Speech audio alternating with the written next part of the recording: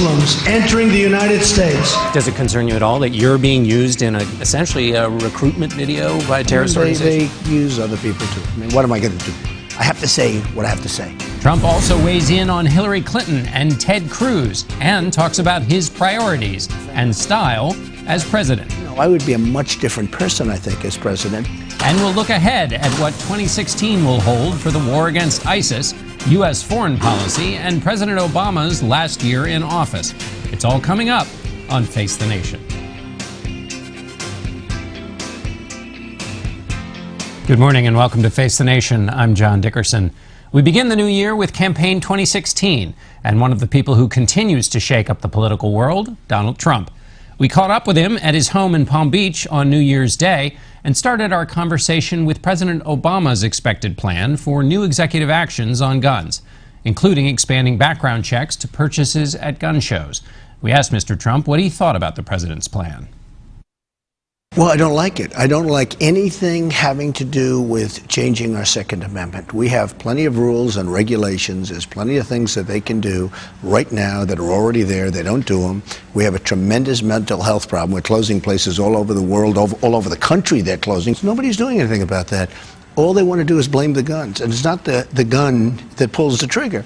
So I don't like it. I don't like what he's doing. I think that he's looking to do executive orders to do something having to do with guns. Background checks happen for normal gun purchases at a normal store, so his argument would be you just do it here. It's this loophole, you want to make it the same everywhere. John, I'm going to have to take a look at it, but I don't like changing anything. Right now they have plenty of rules and regulations, and they should be looking at mental health. I mean, we should build like institutions for people that are sickos. We have sickos all over the place, and that's the problem. So you'd spend some more money on that, maybe? Here's the problem. I would definitely spend more money on that. Here's the problem. The bad guys are always going to get the guns. You can have all the restrictions you want, but the bad guys are always going to have the guns. Let me ask you about executive orders in general. Like them, don't like them, that the president uses them to go around Congress? Well, I don't like them, and our country wasn't based on executive orders. Nobody really knew that we even had an executive order, such a thing. It's supposed to be you get along with Congress and you cajole and you go back and forth and everybody gets in a room and we end up with deals. And there's compromise and lots of other things, but you end up with deals. Here's a guy just goes, he's given up on the process and he just goes and signs executive orders and everything. So if you were president, you seem like the kind of guy who, if you were president, you might use an executive order or two, though. Well, I will say this. There's a lot of precedent based on what he's doing. Now, some have been, his executive order on the border. Amazingly, the courts actually took that back a step and did something that was very surprising, which is they did the right thing. So that may be that one. But I would be rescinding a lot of executive orders that he's done. I mean, the one thing good about executive order, the new president, if he comes in, boom, first day, first hour, first minute, you can rescind that. Let me ask you about a video that's been put out by Al-Shabaab. This is an ISIS-affiliated terror group. And in the video, they use you, Donald Trump, a clip. Donald J. Trump is calling for a total and complete shutdown of Muslims entering the United States until our country's representatives can figure out what is going on. And then the video goes on and says, the West will eventually turn against its Muslim citizens. They're saying to Muslims, either you join jihad or leave the United States because of what Mr. Trump is proposing. Look, there's a problem. I bring it up. Other people have called me and they say, well, you have guts to bring it up because, frankly, it's true, but nobody wants to get involved. Now people are getting involved. People that are on different persuasions than me right now, John, are saying, maybe Trump isn't wrong. We want to examine it. There's a lot of bad stuff going on. I'm watching the news tonight, actually, CBS. And so many of the elements, you look at Germany, you look at Brussels, you look all over the world, they're shutting down cities that never had a problem before. They're shutting down countries that never had a problem before. You look at Paris, what happened. You look at California, what happened. John, maybe it's not politically correct. There's a big problem out there, and we have to solve the problem. Does it concern you at all that you're being used in essentially a recruitment video by a terrorist organization? They use other people, too. I mean, what am I going to do? I have to say what I have to say. And you know what I have to say? There's a problem. We have to find out what is the problem, and we have to solve that problem. Do you think the problem is that the West is on a collision course with radical Islam, or is this just ISIS as a problem? I mean, is this a clash of civilizations? I think that radical Islam may be on a collision course with us. I mean, you could change it around a little bit. but it is a very, very deep-seated hatred that's going on. I mean, you have a hatred like people where they're willing to give their lives, they're willing to walk in. I have to tell you, it is so big. It is the biggest thing there is right now. When I watch President Obama say global warming is our biggest problem, it's just so sad to watch. And he doesn't want to use the words radical Islam. He doesn't want to use anything having to do with radical and Islam. So until he's willing to admit the problem, how can you not at least talk about the problem? And one of the things I've done is I brought the problem out. The world is talking about what I've said, and now big parts of the world are saying Trump is really right, at least identifying what's going on. And we have to solve it. But you're not going to solve the problem unless you identify it. Let me ask you some questions about the presidency and a Trump presidency. Okay. Will you talk as much as a president as you do as a candidate? Will you be on TV all the time, giving rallies, that kind of thing? Well, I think I would be giving rallies. I want to rally this country because our country has no spirit. I would certainly probably not talk as much. Look, right now originally we had 17 people. Now we're 14 people and 13 people. A lot of people are going to be dropping out. You mean other candidates in the race? Other candidates. And so obviously I have to do a lot of talking. You know, I'm getting hit from 15 different sides. I like to defend myself, right? But no, I would be a much different person, I think, as president, but I would be very enthusiastic, like I am right now, toward the country. We need spirit. We need a cheerleader. President Obama's a bad cheerleader. I thought he'd be a good cheerleader. I thought he'd be a great cheerleader, actually. That's the one thing I thought, is that he was going to be a great cheerleader. He's really a big divider. We need cheerleading. We talked to some of your supporters, and a few of them said when Donald Trump gets in to be president, he'll have people to coach him and kind of take off these rough edges of the things he says. Are they right? I don't think I have rough edges. I'll be honest with you. I went to an Ivy League school. I was a good student. I went to the Wharton School of Finance, the best business school in the world, probably, certainly, I mean, one of the great schools of the world. And I can be more politically correct than any coach that they can get me. I can be the most politically correct person with you. I could say something at the end of this interview. You would say, wow, was that boring? Give us a perfectly political correct thing. Here's the problem with political correctness. It takes too long. We don't have time. We don't have time. I talked about anchor babies at one news conference, and one of the reporters, actually from ABC, said, that's a derogatory term. I said, why?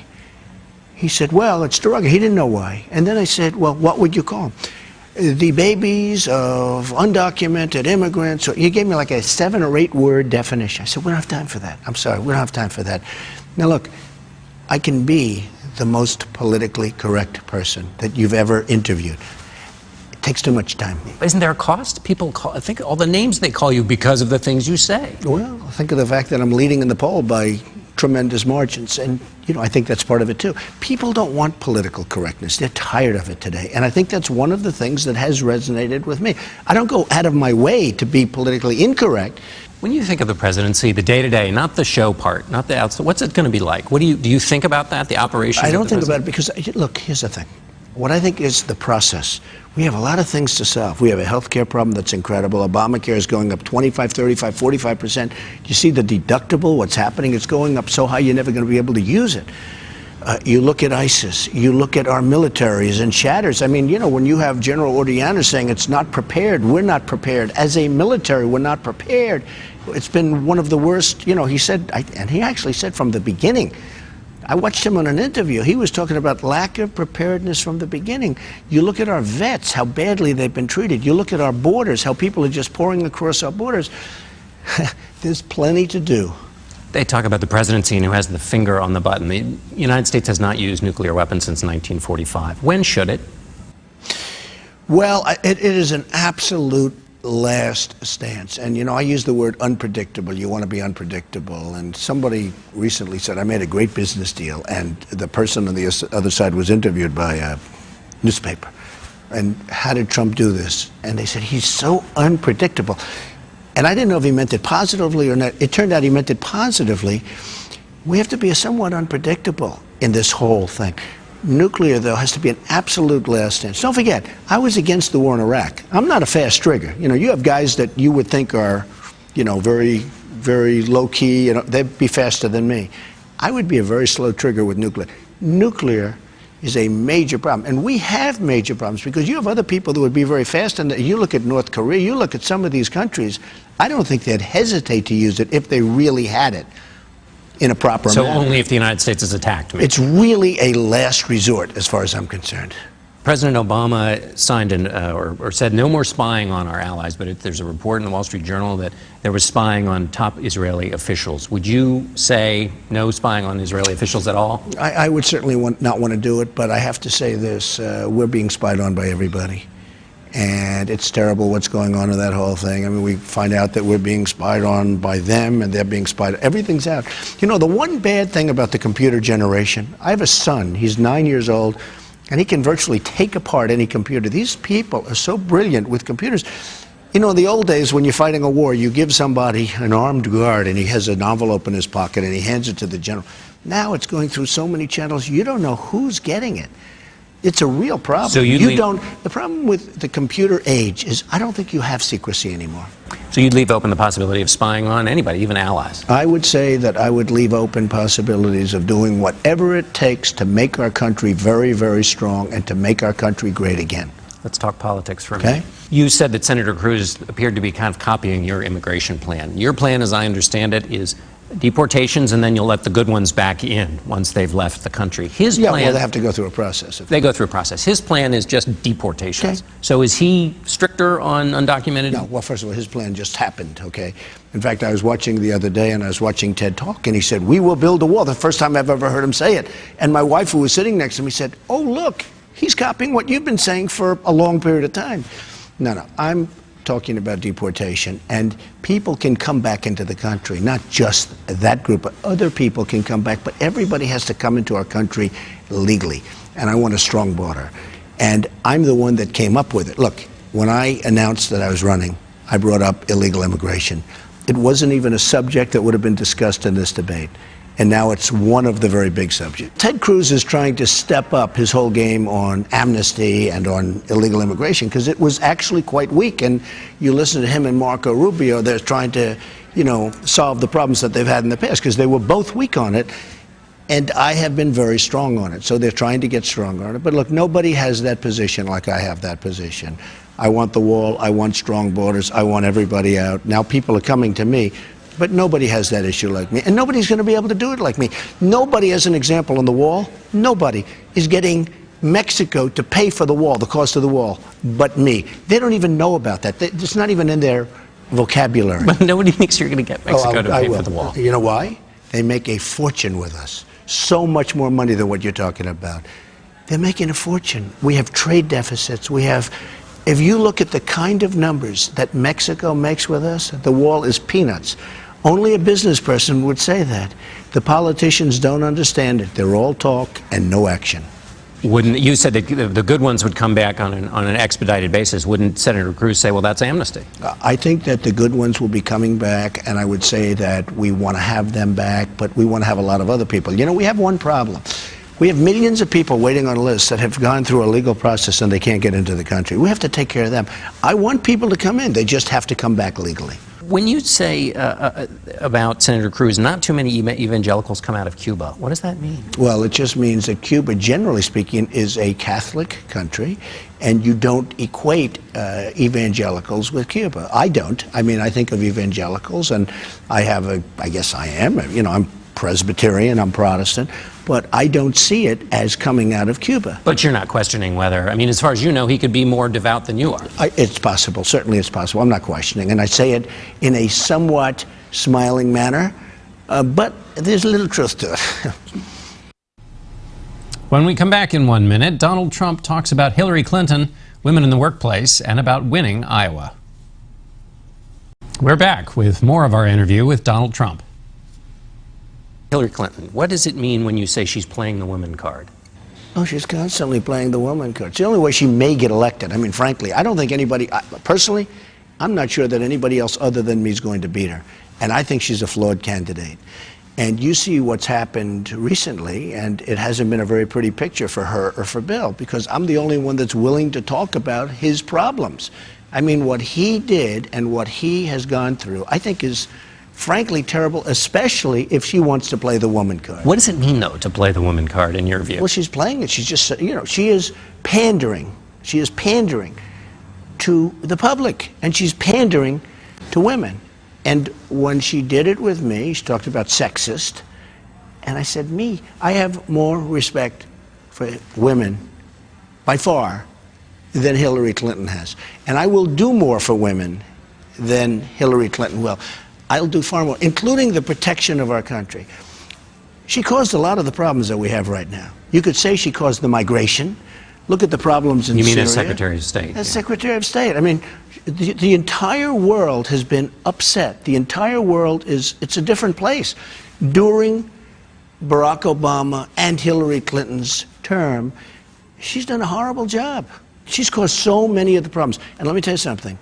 She's caused death. She's caused tremendous death with incompetent decisions. I was against the war in Iraq. I wasn't a politician, but I was against the war in Iraq. She voted for the war in Iraq. You said she caused death. How? Well, absolutely. Look at Libya. That was her baby. Look, I mean, I'm not even talking about the ambassador and the people with the ambassador, young, wonderful people, with messages coming in by the hundreds, and she's not even responding. I'm not talking about that. I'm talking about all of the death that's been caused. And not only on our side, on the other side. Their pushback would be that there were people saved by going in and taking action. There's nothing saved. If we would have never done anything in the Middle East, we would have a much safer world right now. Getting rid of Saddam Hussein, I'm not saying he was a good person. He was a bad person. But what we have now is far worse, okay? And all of this has led to ISIS. All of this has led to the migration. All of this has led to tremendous death and destruction. And she, for the most part, was in charge of it, along with Obama. You say you'll do more for women than Hillary Clinton. How do you think a woman's experience in daily life is different than in the modern world than a man's? Well, I think they have a different life. I mean, it's a different life, but at the same time, I don't think women want to be pandered to. I think women don't like Hillary Clinton, to be honest with you, John. I think that women, and I see it all the time, and they tell me, you have to beat her, you have to win. She's a terrible person, she's a terrible person. Women are telling me that. I think, frankly, that women do not like Hillary Clinton. But are women, do they have the same advantages of men in today's world? Do they... Well, I think they've come a long way, and I think I've certainly within my company done things that were very different, because 30 years ago I had a woman in charge of building a massive building on Fifth Avenue, more than 30 years ago, and nobody would have done that in terms of construction. It was unheard of. I was way ahead, even to this day. I have so many women executives, and they're incredible, but I have been great to women in terms of the world of business, and I've been given great credit for that. You're going to spend $2 million on ads. What have people done? Oh, no. I'm going to spend $2 million on ads per week, at least. What do people not know about you that they need to see in an ad? Honestly, I don't know. I think I'm probably wasting the money, but I'm $35 million under budget. Look, I was going to have 35 or 40 million spent by now. I haven't spent anything. I almost feel guilty. I think, if you want to know the truth, I'm doing the ads. I'm leading by, as you will say, a lot. You can take the CBS poll, you can take any poll, and I'm winning by a lot. I don't think I need the ads, but I'm doing them. I almost feel guilty. And I'm $35 to $40 million under budget. I was going to have at least $35 million spent as of January 1st, which is now. I spent almost nothing. I feel guilty. So what I'm going to do is I'm going to spend a little money. I want to be certain. I want to be sure. And I think I'm going to do very well in Iowa. I think I'm going to do really well in New Hampshire. You know, New Hampshire, the polls are very, very powerful, very strong. And in Iowa, I'm leading. You know, nobody says it. In Iowa, the CNN poll, it's 33 to 20 that I'm leading. Ted Cruz is second. Nobody ever talks about that poll. That was a very major poll, probably the most expensive poll taken. But I'm at 33 to 20. I think I'm going to do very well in Iowa, and I'd love to win Iowa. And I could have said it differently. I could have said, well, I'd be okay. No, I want to win Iowa. I do great with the evangelicals, and I do great with the Tea Party, and I'm doing great. I have a real good feeling with Iowa. Last question. Any New Year's resolution? Make our country great again. All right, Mr. Trump, thanks so much. Thank you very much.